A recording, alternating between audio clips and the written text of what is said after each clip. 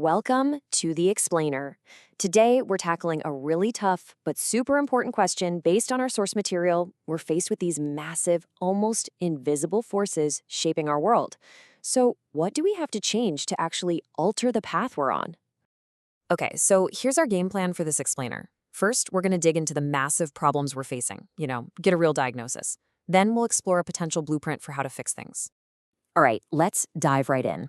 To really get a handle on where we're going, we've got to understand these invisible currents that are basically pulling us along. Let's start with the big idea that frames this whole conversation. So the author kicks things off with this idea of megatrends. Think of them like powerful ocean currents dictating our future, whether we see them or not. And these aren't just some abstract economic theories. They're the things that shape the cost of your groceries, whether there are jobs available, and frankly, the kind of world our kids are going to inherit. And listen, the author is super blunt about this. He doesn't sugarcoat it at all. He basically warns us right up front that the diagnosis he's about to give is grim, but he thinks it's a reality check we absolutely have to face if we're going to find a better way forward. Now, this is where it gets really interesting. Just look at this list. The key takeaway from the source here is that these aren't just separate problems. They're all tangled up together. Crushing national debt isn't just a number on a screen. It's connected to running out of resources and our electricity bills going up. It's all one big feedback loop where each problem makes the others worse, and altogether, they're quietly making our quality of life worse. Okay, so how on earth did we get so tangled up in this mess? Well, the analysis points to one huge, fundamental mistake, a major shift in what we decided to focus on that kind of set us on this whole trajectory. And here's the core argument, right?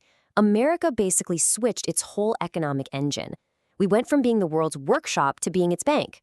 We traded factories for financial firms and got really good at moving money around. But in doing that, we forgot something crucial. Real, actual wealth comes from the physical world. And this really gets to the heart of it. I mean, just look around you right now. The device you're watching this on, the building you're in, all of it, every single thing started as raw materials that were pulled out of the earth. Real wealth, it turns out, literally begins with digging a hole in the ground. And this chart, wow, this just hammers the point home. You want to build just one car, you need over 2,000 pounds of steel and 400 pounds of aluminum. Every single ounce has to be mined. Now think about the millions of cars we make. The scale is just staggering. And this is where, according to the source, we really shot ourselves in the foot. We decided that all that dirty work of mining and refining, well, we didn't want it in our backyard, so we just outsourced it. And in doing so, we basically handed the keys to our most important supply chains over to other countries, especially China. And where did that lead to? Well, basically a quiet but super intense resource war on a global scale. If you look at this, China totally cornered the market on what's called midstream processing. That's the vital step of turning raw ore into something you can actually use. This gives them a massive choke point on things like lithium and rare earths, which you need for everything from EVs to fighter jets.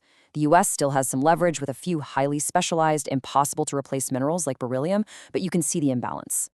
Okay, but here's the question I know a lot of you are thinking. Can't we just tech our way out of this? What about AI? Isn't that the magic bullet? Well, the source material argues that's a really dangerous way to think. The analysis tackles that idea head on, and the argument is brutally simple. AI can't optimize a supply chain that you don't even control, right? If you can't get the raw materials in the first place, no amount of fancy software is going to magically make them appear.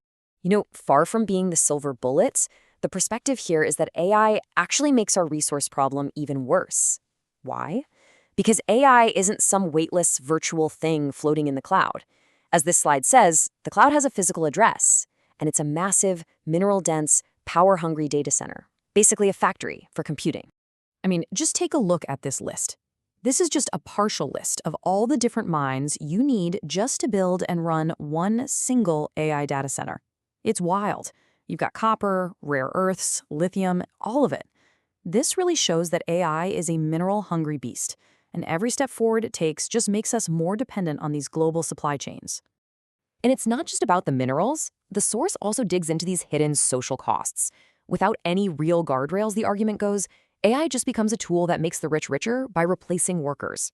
It also puts a huge drain on our power grids, which could raise electricity costs for all of us. And then there's a third, sneakier cost. Our attention. This tech is literally designed to capture it, and in the process, it's quietly reprogramming how we think. All right, So if AI isn't the magic fix we'd hoped for, what is? Is there a way out?